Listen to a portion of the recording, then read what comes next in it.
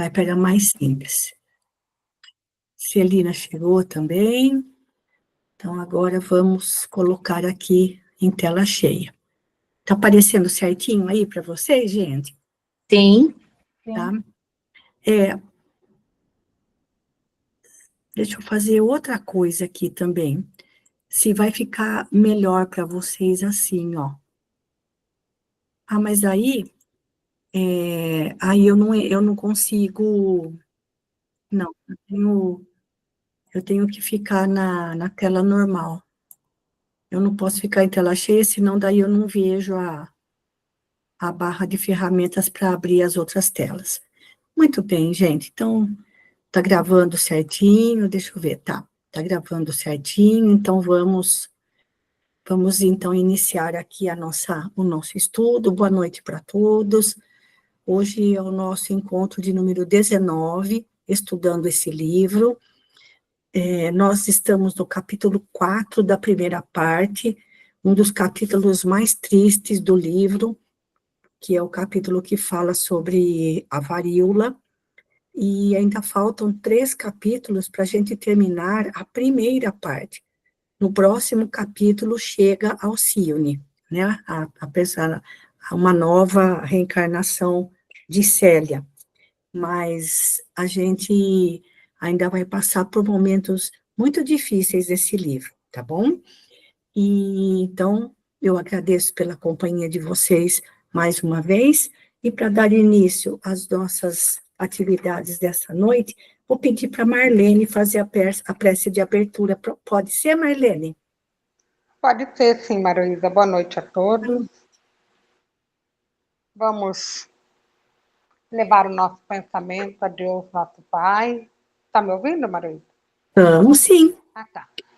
Vamos elevar o nosso pensamento a Deus, nosso Pai, a Jesus, nosso mestre, modelo e guia, agradecendo pela oportunidade de mais um estudo desse livro tão doloroso, mas tão cheio de ensinamento para a nossa vida, que possamos ter um bom entendimento, fazer as leituras e entender todo o processo que se desenvolveu e que possamos tirar bons ensinamentos.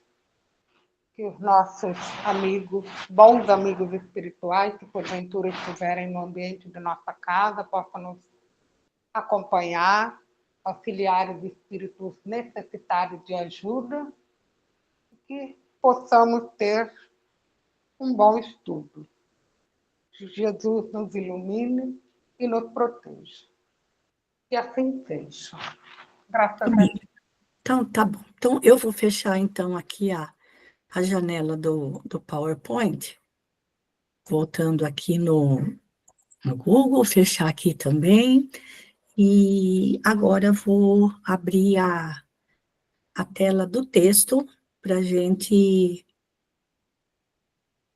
começar a leitura de onde nós paramos aqui do renúncia, né? Então, aqui, olha, deixa eu colocar aqui em tela cheia para ficar um pouquinho maior para vocês. Bom, gente, paramos aqui no parágrafo de número 55 para nós, na seguinte situação. A situação na casa de Madalena Villamil está muito triste. O pai dela, Dom Inácio, faleceu com a varíola, mas ainda estava lá na casa. Todos os criados da casa também contraíram varíola e foram levados. Madalena, que está grávida, também contraiu a varíola. E quando Susana chegou na casa, chegou armada, hein, gente? Vejam como ela era, assim, assim, corajosa de enfrentar essas situações. Ela encontrou um cenário muito triste, a prima, a Madalena ali na cama, desacordada não, né, assim, apagada mesmo, como se estivesse em coma pela febre alta, o corpo coberto de feridas, cheio de moscas, né, o Dom Inácio já morto, e os carregadores, né, dos doentes, ela ali discutindo com eles, dizendo que eles não estavam mortos, porque eles queriam carregar os dois, Madalena e Dom Inácio. Então, ali ela conseguiu, junto com uma pessoa que ela havia levado junto com ela, que ficasse de guarda lá na casa, caso o Antero chegasse, porque ela iria tratar da papelada no cemitério, né? Deixa eu ver quem que está entrando aqui, a Sônia, pronto. E aí, quando Antero chegou, daí ficou sabendo da situação, Antero também foi lá para o cemitério dos Inocentes. Esse cemitério atualmente não existe mais, já faz muito tempo que ele foi extinto. Esse cemitério, esse cemitério era para o povo, então não havia sepulturas, somente as valas, os buracos, onde os corpos eram enterrados e envolvidos em panos, nem caixão não havia. E ali só uma identificação, uma cruz ali de madeira identificando quem estava naquela cova. Então, era um lugar, assim, também bastante triste. E quando Madalena, aliás, quando Susana, junto com Antero, foram lá tratar junto com o frade responsável pela organização ali dos sepultamentos, ela teve a oportunidade de ver o nome de uma pessoa, de uma mulher, Madalena Vilar, que morava no mesmo lugar, no mesmo bairro em que a família de Madalena morava, e que também era espanhola. E vejam, gente, vejam o que é a mente da pessoa que, embora ela já tivesse qualidades muito bem estabelecidas no seu campo psíquico, no seu caráter, ela era verdadeiramente obcecada por Cirilo, que era o mesmo Elvídio Lúcio lá do livro 50 anos depois. E quando ela viu o nome Madalena Vilar, no mesmo instante, em questão de segundos, ela conseguiu arquitetar um plano para poder ficar com o marido de Madalena. Então, vejam que nem mesmo o Antero tinha a mesma agilidade que ela tinha para o crime. Vejam que coisa, gente. Isso já tinha passado 1.500 anos, já falei isso tantas vezes, e é isso o que mais me impressiona. Lembrando que Susana e Antero, no livro 50 anos depois, eles eram Cláudia Sabina e Lólio Urbico e haviam se casado.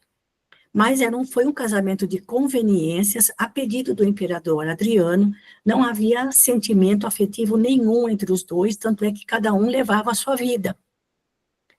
E desde aquela época, Cláudia Sabina era apaixonada por Elvídio Lúcio e o Lólio Urbico era apaixonado por Alba Lucínia, a esposa de Elvídio Lúcio.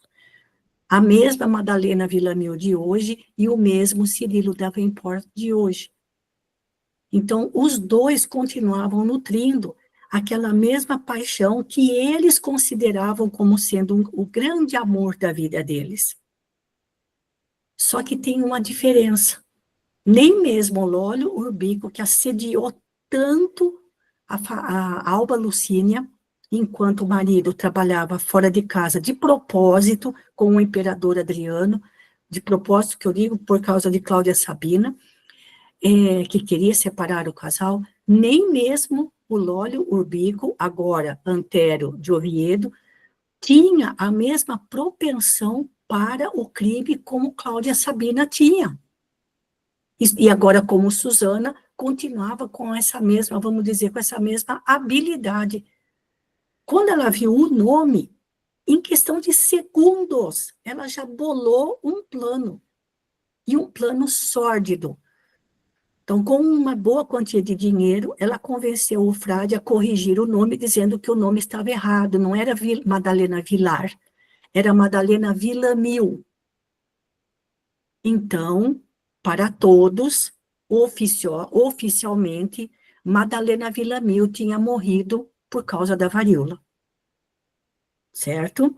Então, ali no cemitério, teria uma cova onde estava enterrada Madalena Vilar, que não tinha nada a ver com a Madalena Villamil, eram sobrenomes muito próximos, e ali na identificação de quem estava naquela cova, estaria escrito Madalena Villamil, só que quem estava enterrada era Madalena Vilar, outra pessoa que não tinha nada a ver com a história. E instantaneamente, em questão de segundos, Suzana já bolou o seu plano. Ela escreveria, primeiro, quando Madalena recuperasse a saúde, ela iria falar para Madalena que o navio onde a família do marido havia embarcado para os Estados Unidos havia naufragado e ninguém sobrevivido. Então, ela ficaria viúva, seria considerada viúva. E para o Cirilo, para a família do Cirilo, ela iria até os Estados Unidos, onde estava a família, comunicando a morte de toda a família de Madalena por causa da varíola. Então, o Cirilo lá se consideraria viúvo, e a Madalena aqui se consideraria viúva. E aí, o Antero poderia ficar com Madalena, e a Suzana, lá nos Estados Unidos, poderia ficar com o Cirilo. Em segundos, ela bolou o plano. Vejam, gente, assim, quando Kardec fala da nossa necessidade, das nossas tendências inferiores, né, para a gente analisar as nossas tendências inferiores, as nossas inclinações negativas, elas são milenares. Ou seja, já tinha passado tantos séculos e ela ainda não tinha conseguido se libertar daquilo. E nem Antero. Porque nem Antero, que havia sido Lólio Urbico e trabalhado, fazendo fazendo também as suas peripécias do Império Romano, nem ele conseguiu arquitetar algo com tanta facilidade como Suzana arquitetou, em questão de segundos, ali no cemitério. E isso é impressionante. Tudo para que ela conseguisse ficar com aquele que ela considerava o grande amor da sua vida, e Antero, aproveitando o embalo, teria a oportunidade de ficar com Madalena. Certo, gente? Então, foi nesse ponto que nós paramos, tá bom? Deoclésia, faz tempo que você não lê. Dá para você ler? Para acompanhar aí com a gente? Faz um tempinho já que você não lê. Oh, dá sim, Malu. Pode continuar. Tá certo, então. Boa noite a todos. À noite. O moço castelhano estava enlevado. Afinal de contas, não era isso mesmo que tentara, em vão, descobrir? O que ele tentava descobrir era uma forma de ficar com a Madalena, de separar a Madalena de Cirilo, né? Pode continuar. Procurara ardentemente uma fórmula sutil, que somente agora lhe aparecia por inspiração de Susana, ali junto dos sepulcros, onde não havia olhos nem ouvidos humanos capazes de recolher o segredo terrível.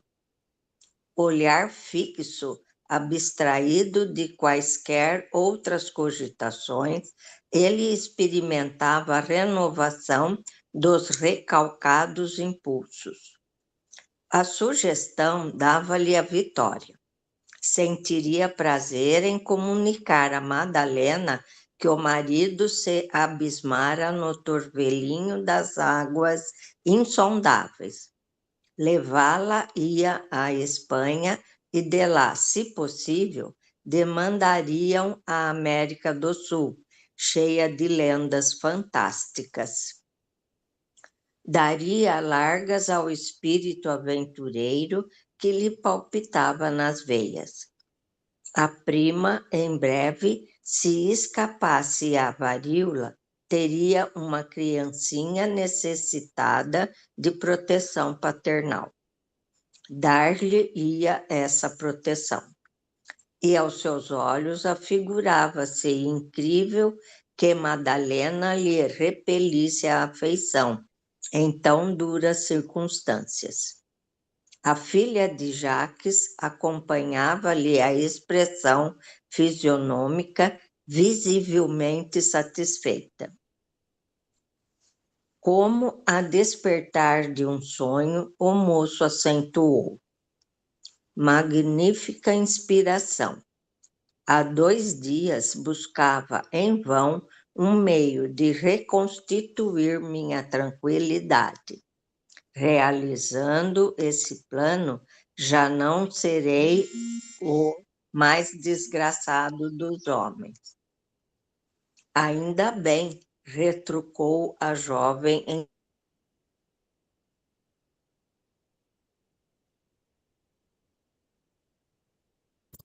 O que foi, Malô? Nada, agora voltou a sua voz. Retrucou a jovem Tá. em tom de alegria, agora voltou. Em tom de alegria. É que tocou telefone aqui para mim. Ah, tá. Mas os detalhes volveu Antero ansioso. E o servo que te acompanha, e lá está a nossa porta. Não te incomodes, esclareceu resoluta. A título de preservar-lhe a saúde, mandarei que me espere no posto de muda, próximo de Paris. Quanto ao resto, é muito fácil para nós ambos. Amanhã mesmo aqui voltarei para providenciar um mausoléu adequado a D. Inácio e filha. Logo que Madalena melhore, regressarei a Blois, onde cientificarei a meu pai do seu falecimento, sabendo quanto ele a estima, convirá que te mudes para algum bairro distante, ou para Versalhes, porque naturalmente desejará visitar-lhe o túmulo e rever a casa onde ela se finou. 1 mês depois do meu regresso, escreverei de Blois comunicando-te, bem como a tua prima, o naufrágio de Cirilo e a nossa resolução, minha e de papai, de seguir para a América. Deste modo, a meu ver, tudo ficará bem concluído. Nossa, pensou em tudo, hein, mano? Todos os Pelo amor detalhes. de Deus. Antero mal escondia a grande surpresa. A jovem arrazoava tão clara e naturalmente que as providências mais se assemelhavam a velho projeto, apenas dependente de oportuna aplicação. De qualquer modo, entretanto, a satisfação do moço espanhol era enorme e intraduzível. Depois do solene juramento de sigilo perpétuo,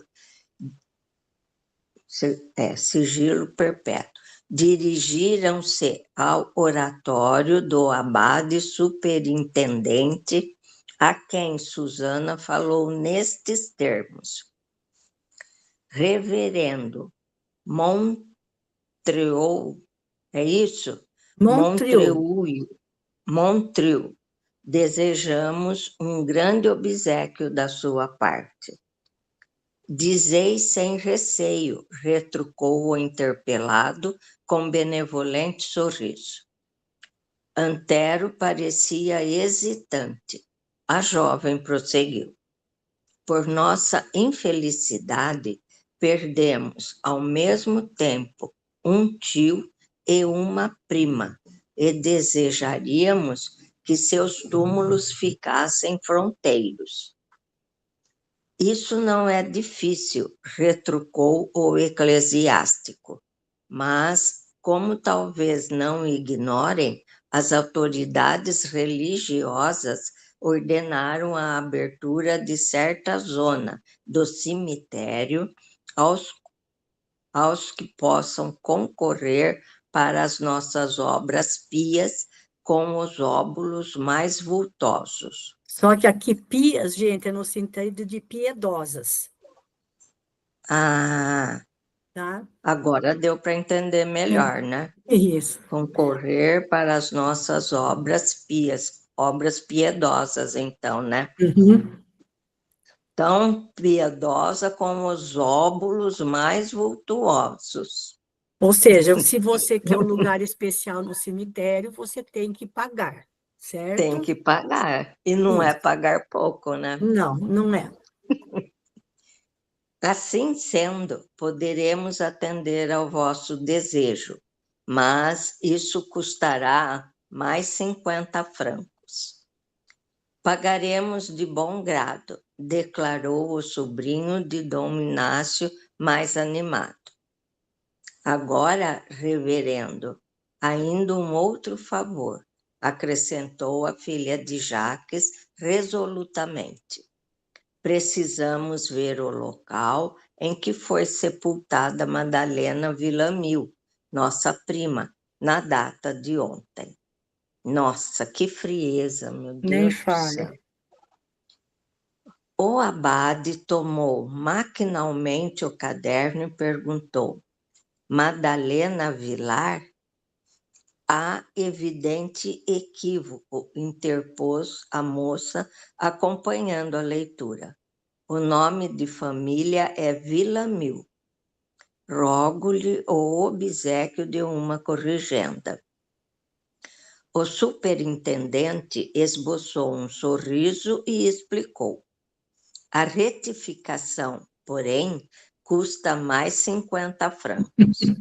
Não, de franco em franco, já viu, né? Não vos admireis, filhos, a caridade da igreja assim exige, caridade. Até hoje, até hoje.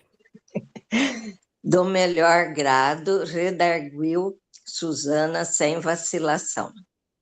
O abade Montreuil retificou o nome, mas Susana ainda não se dava por satisfeita. Agora, disse ela com naturalidade, desejo uma certidão ou cópia dos registros. O reverendo não teve dificuldade em atender ao novo pedido, depois de exigir mais umas dezenas de francos. Certo. Olha só, tudo na base dos Ah, é francos. só o dinheiro, né? É, só no dinheiro. A prima de Cirilo, não obstante a paisagem fúnebre do momento, não dissimulava a satisfação que lhe ia na alma. Ao retirar-se, depôs nas mãos do superintendente, surpreso, a quantia de 100 escudos, assim dobrando as exigências da sua tabela. O sepulcro destinado ao fidalgo espanhol foi escolhido junto ao presumido túmulo da filha. Consumara-se o passo decisivo para a dolorosa modificação do destino de nossas personagens. Com energia incrível, Susana cooperou em todas as providências necessárias ao sepultamento de Dom Inácio, valendo-se de Pierre nesse sentido. Em seguida, mandou que o servo a esperasse no posto de muda, a poucos quilômetros de Paris, e auxiliou Antero até que Madalena convalescesse. Para o sobrinho dos Villamil, essa colaboração foi preciosa, permitindo-lhe reparar a fadiga imensa. Desejosa de captar-lhe uma simpatia cada vez mais profunda, A jovem irlandesa tudo fez pelas melhoras da enferma, esforços esses que Antero acompanhava com um sorriso de sincero reconhecimento. Só um instantinho, Deoclésia. Gente, Oh. nem mesmo a situação dramática, vamos dizer, dramática mesmo, em que Madalena se encontrava, grávida, o corpo coberto de feridas, a febre, a prostração causada pela doença, a morte da mãe, que fazia o quê? 1 mês, 2 meses que tinha falecido, a morte do pai, o marido longe, nem com todo esse sofrimento, nem todo esse sofrimento conseguiu amenizar, adoçar o coração de Susana em relação a ela.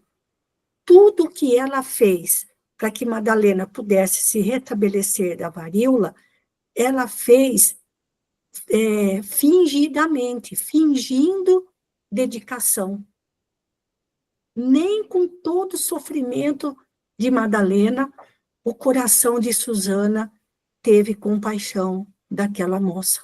Madalena não era nada dela, na verdade. Era casada com o primo de Cirilo, era primo de Susana. Portanto, ela considerava como prima, seria uma prima para ela.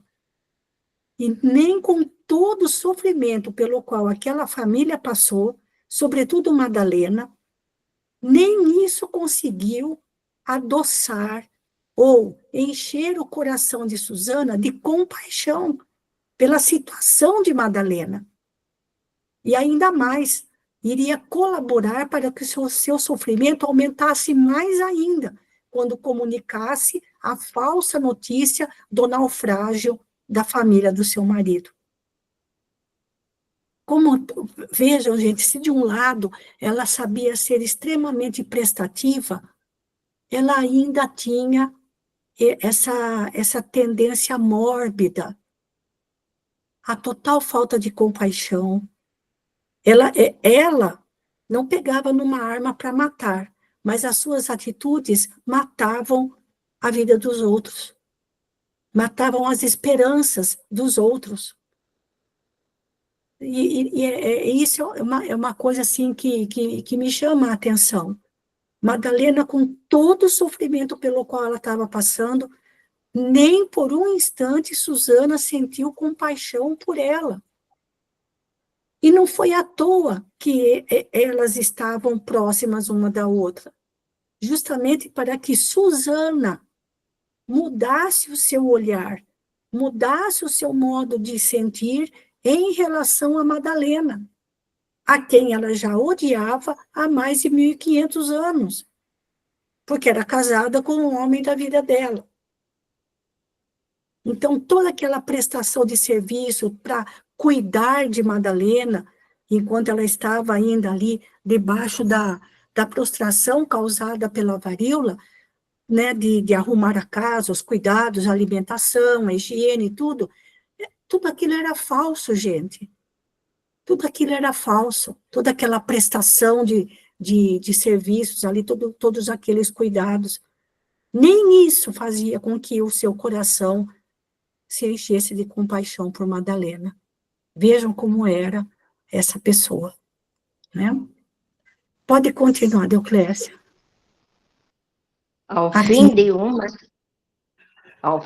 de uma semana, Madalena estava em vias de franca convalescença.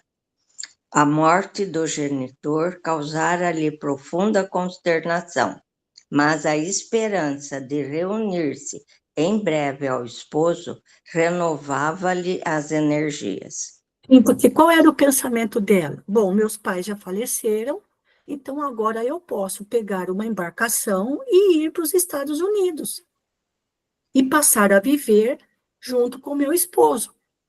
Porque o que foi que o Cirilo também prometeu a ela? Queria construir uma casinha para os dois, lá na fazenda, na propriedade agrícola, onde a família passou a viver. Então, apesar da dor de ter perdido o pai e a mãe, ela, grávida,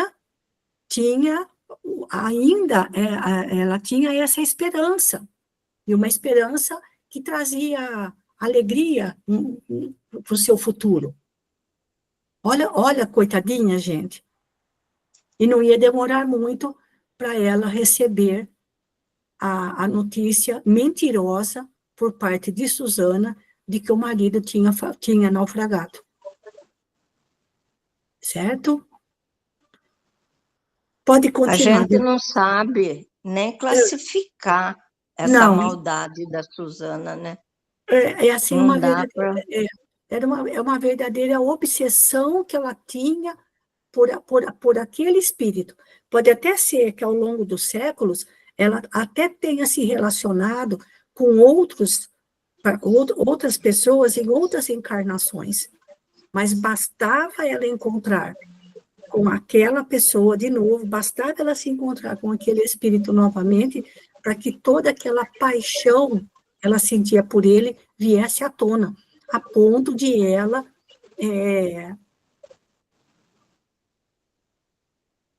ao ponto de ela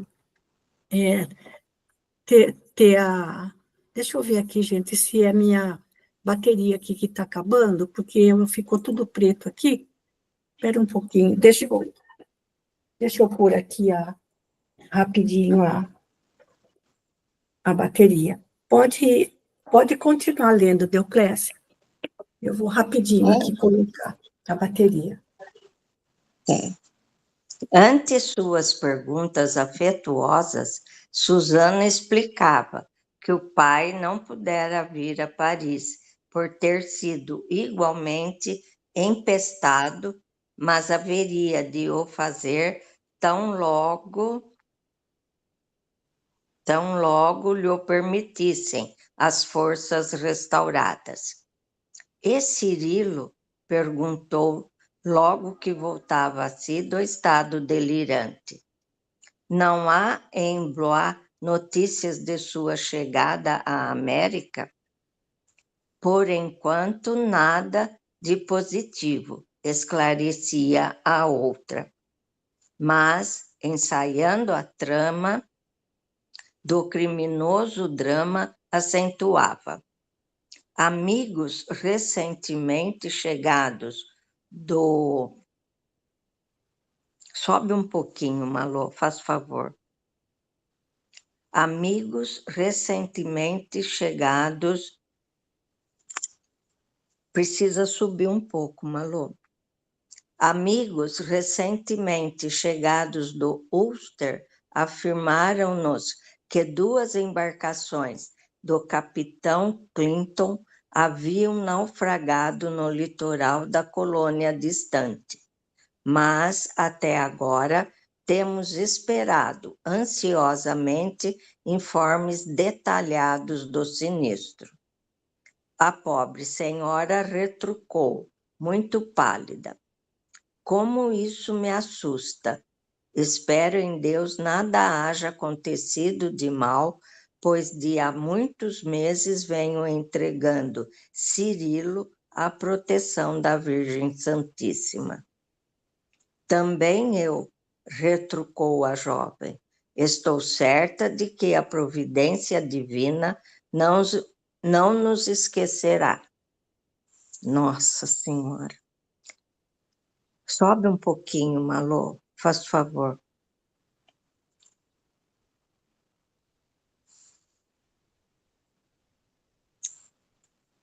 Malô?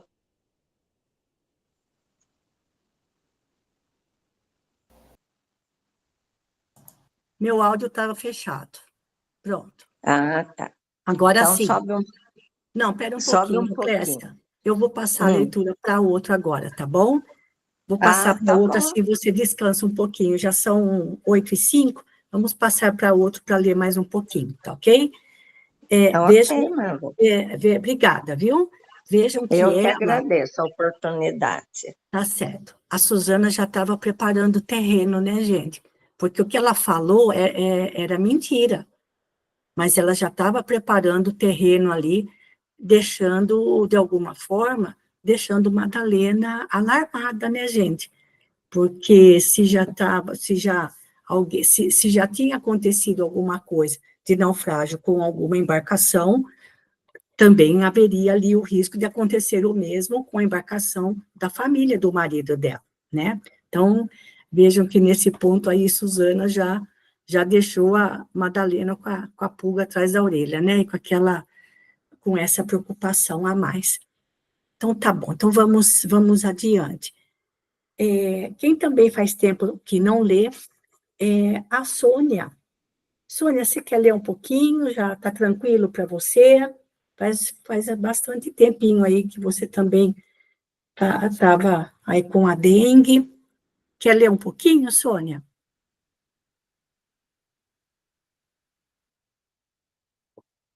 Está tranquilo aí para você? Ver se o áudio da Sônia. Cadê a Sônia? Ela está aqui, sim. Deixa eu ver, gente.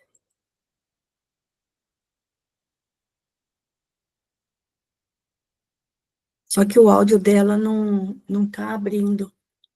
O áudio da Sônia. A Sônia está aqui, mas o áudio dela não abre. Às vezes demora um pouquinho. Então, quem também acho que já faz um tempinho que não lê é a Lenita. Pode ser, Lenita? Claro, pode sim. Então, pera lá. Pode continuar. Decorrida a semana que assinalara as melhoras promissoras de Madalena Villanil, entre conversações afetuosas no domínio das palavras, Susana Duquesne Davenport regressou ao lar, levando ao pai a notícia das dolorosas ocorrências. O generoso Jacques teve um profundo abalo ao saber que os Villanil haviam desaparecido em circunstâncias tão trágicas. Sentiu-se inconsolável. Revia ainda, na imaginação, a resignação silenciosa da Madalena, que por ocasião da morte de Dona Margarida, lhe lembrava, com espanto, o modo pelo qual insistira para que ela o acompanhasse a Blois. Tinha a impressão de ouvir as negativas reiteradas de Dom Inácio e sua oposição irredutível ao convite afetuoso. Concluía, então, que certamente interferiram nos fatos os ascendentes da vontade divina, que lhe não eram dado conhecer ou investigar.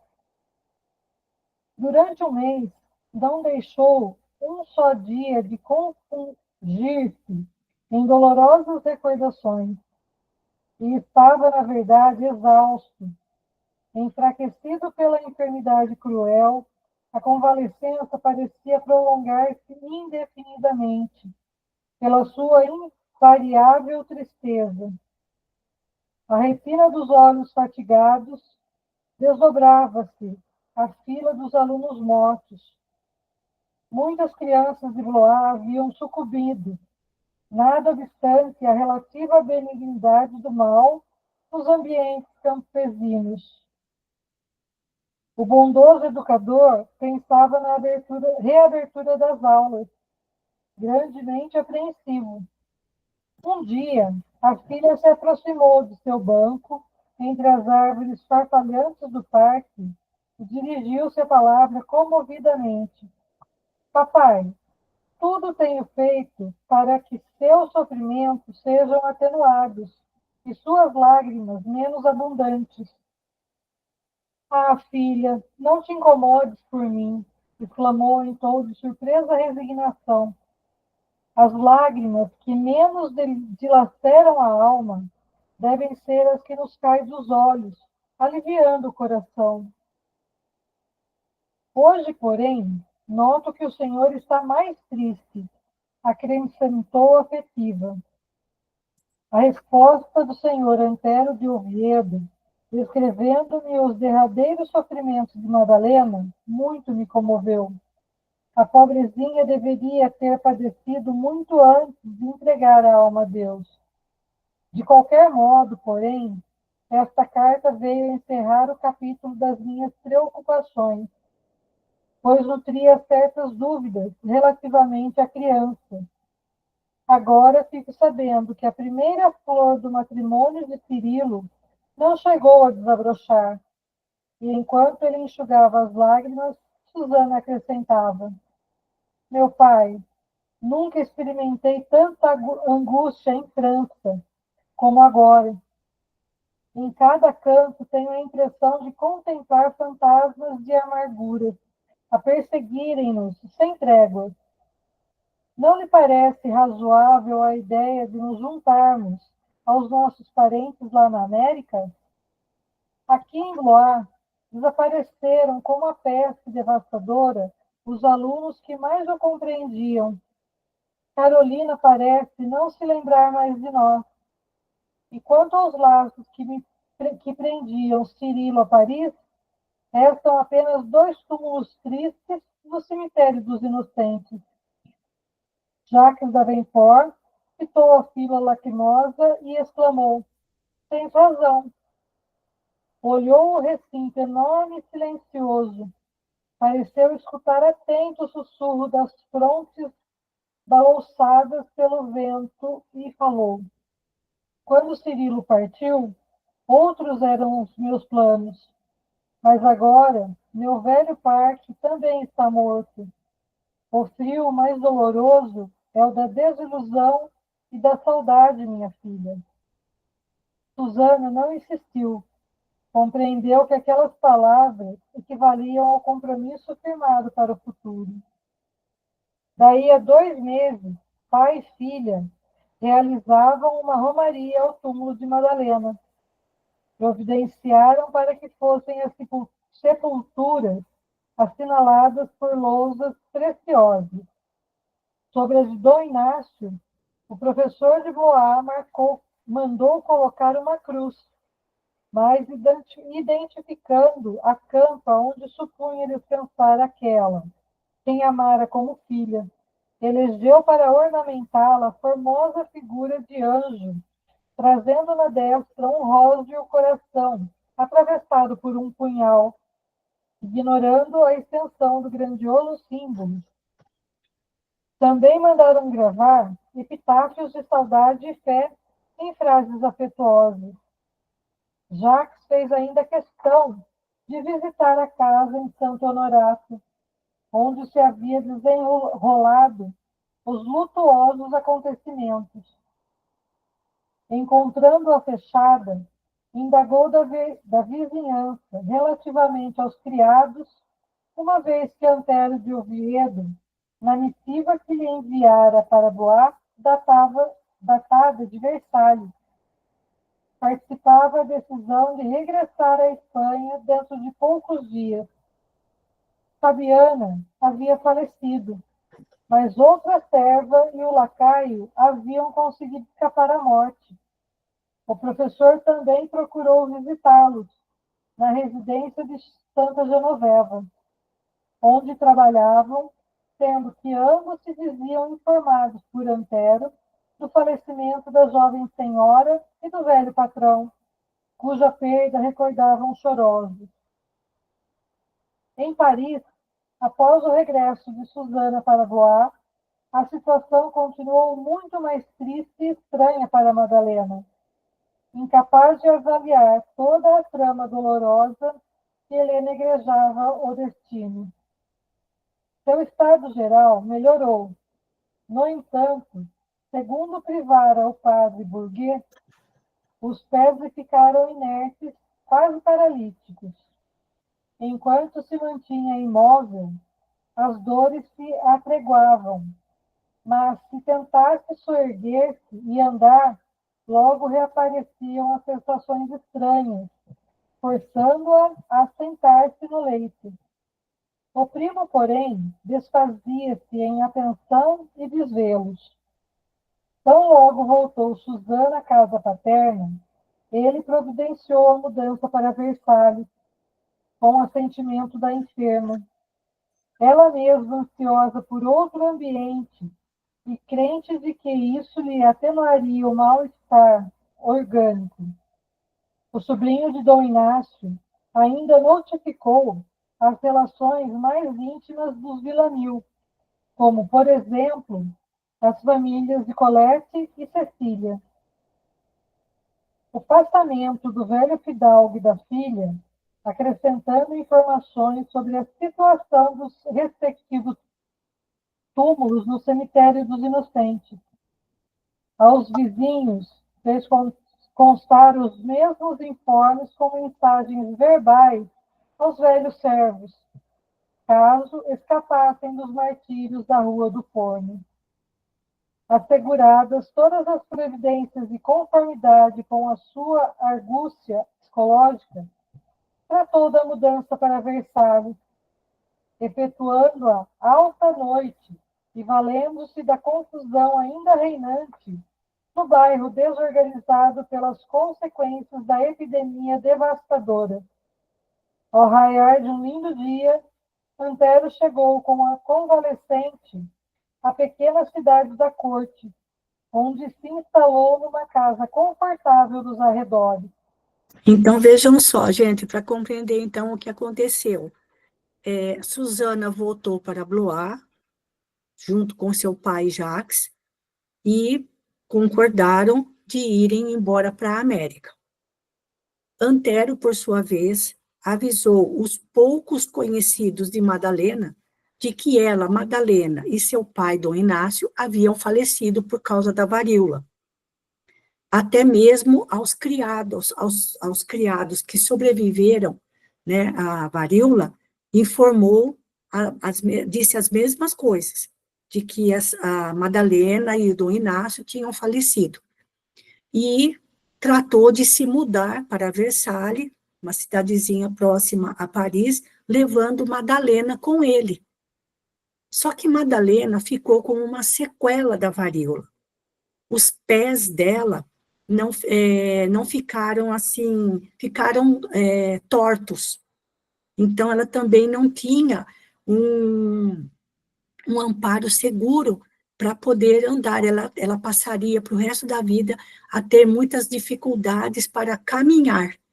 Então, vejam, gente, moça, grávida, com ainda a fraqueza da varíola, ainda ficou com sequelas nos pés. E também a parte muscular, muito tempo deitada, convalescente, o sistema, os nervos, né? Tudo ficou comprometido. E ainda para piorar a situação física de Madalena, ela ainda ficou com os pés tortos, o que traria muita dificuldade para ela poder caminhar, certo? E isso iria para o resto da vida, tá bom? Ainda dá para ler mais um pouquinho, Lenita. A necessidade de uma serviçal de confiança era o que mais se impunha. Um amigo indicou-lhe uma órfã castelhana de nome Dolores, que havia perdido a mãe, única pessoa da família que lhe restava na vida, entre os mortos de Vicente. A pobre criatura fora apanhada semi-morta na estrada de Évreus, quando tentava fugir dos tristes quadros parisienses. Estava quase restabelecida e podia prestar ótimos serviços. O sobrinho de Dom Inácio procurou-a e, de fato, encontrou nessa jovem de 20 anos, de tez amorenada, pois descendia de um pai outrora escravo, uma companheira abnegada para Madalena, que a recebeu de braços abertos, num verdadeiro transporte de consolação e de alegria. Sobre a guande de provações que sitiavam, a esposa de Cirilo não conseguia dissimular a estranheza que lhe causava a falta de notícias do professor de Blois. Tebalde escrevera-lhe 2 longas cartas, mal podendo imaginar que haviam sido consumidas pelo primo, encarregado de as expedir, e assim se mantinha de coração pressago. Vejam que coisa, né, gente? Por quê? Por que ela não tinha notícias lá do tio Jacques e de Susana? Porque uma morta não podia escrever para ele, né? Certo? E eles, né? E o Jacques, e o tio Jacques, o seu Jacques, considerando que Madalena estava morta, tinha concordado com a filha de ir embora para a América. Então, foi tudo muito bem planejado, assim, é macabro, certo, gente? Vamos lá. E aquilo que você falou, né? Muito bem planejado, e num Muito bem. curso de tempo muito pequeno, né? Uhum. Foi assim, um piscar de olho e eu já viu Ela todo já, o cenário, ela já resolveu tudo. né? Ao fim de algum tempo, nasceu-lhe a filhinha, sob a assistência carinhosa de Dolores, que se revelou irmã dedicada e fiel nas mínimas circunstâncias. O advento encheu a casa de brando conforto, e Madalena, guardando a recém-nascida nos braços com infinito carinho, chamou-lhe Alcione pela primeira vez. Longa missiva foi escrita a Jacques e Coitado. entregue ao primo, mas este, que a reduziria a cinzas instantes depois, já se encontrava sumamente preocupado com a demora da mensagem de Boaz, anunciando o suposto desaparecimento de Cirilo. Tem mais essa, né, gente? Nossa, Porque o combinado, né, era que Susana ia forjar uma carta que ela teria recebido falando do naufrágio e comunicando isso para Antero, para depois Antero falar para Madalena. Bom, gente, Alcione é a nossa querida Célia, do livro 50 anos depois. Né? Então, a presença de um anjo em meio a tanto sofrimento. Um verdadeiro anjo acabava de reencarnar, sendo ali, para aquela alma, para Madalena, a luz da sua vida. Reencarnando num momento tão difícil, a gente passou por momentos difíceis com a pandemia da Covid, mas não chegou nem aos pés, gente, do que foi essa da varíola e depois a gripe espanhola. A gripe espanhola matou milhões e milhões de pessoas. E a da varíola, pior ainda, porque enchia o corpo com aquelas bolhas, com aquelas feridas, as pessoas ficavam apavoradas. E aqueles que conseguiam sobreviver, né, às vezes guardavam sequelas para o resto da vida, sem nenhum tratamento médico, né, gente? Isso é o mais difícil de tudo. Deixa eu ver se esse parágrafo foi cumprido aqui, ó, somente um mês depois, deixa eu ver aqui.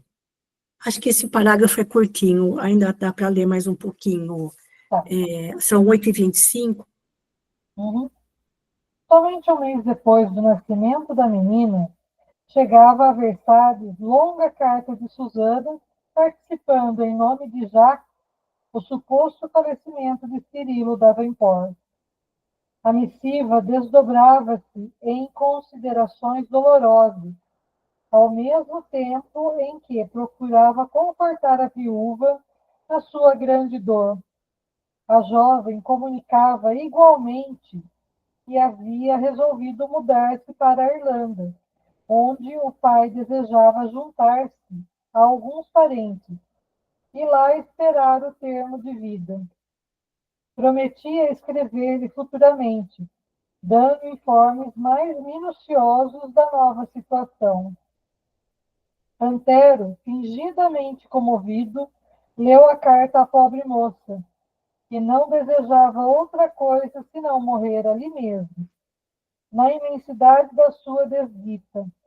Quase paralítica, Madalena Villamil era obrigada a chorar diante do primo e de Dolores, que em vão procuraram consolá-la. Sentia-se só e desamparada no mundo. Cirilo era a sua derradeira esperança na terra. Coração sufocado de angústia, rememorou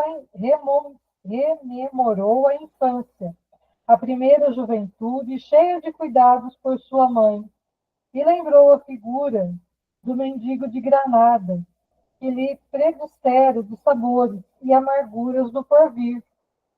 Estava doente, sem o arrimo afetuoso de ninguém. Sentia-se a mais desditosa das criaturas. Debalde, a nova serva rodeou-a de gentilezas carinhosas.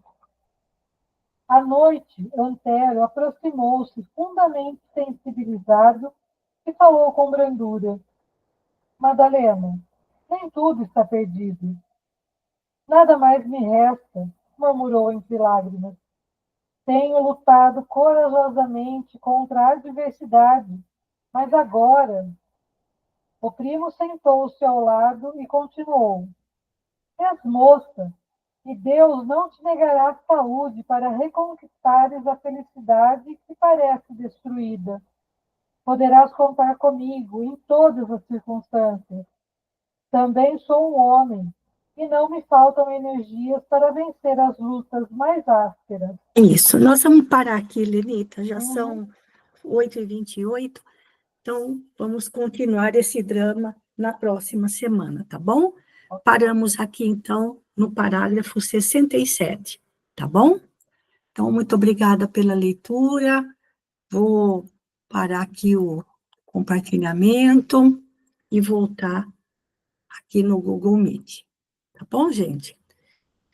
Que dureza, meu Deus, quanto sofrimento, né? Só muito sofrimento.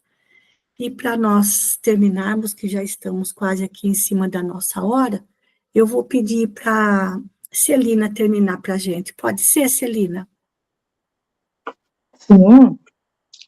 Vamos elevar nosso pensamento a Deus, ao nosso Mestre Jesus, agradecendo a oportunidade das leituras de hoje, das reflexões, do exemplo de caráter, né, das pessoas envolvidas na história.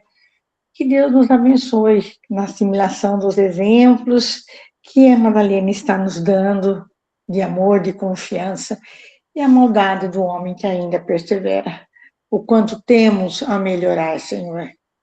Agradecemos a grande equipe espiritual que nos acompanhou e os nossos irmãos necessitados, se porventura estiverem em nossos lares, sejam também beneficiados por essa corrente maravilhosa, pelas grandes lições da noite. Obrigado, mestre, obrigado a todos que nos acompanharam. Que assim seja, Senhor Jesus. Graças a Deus.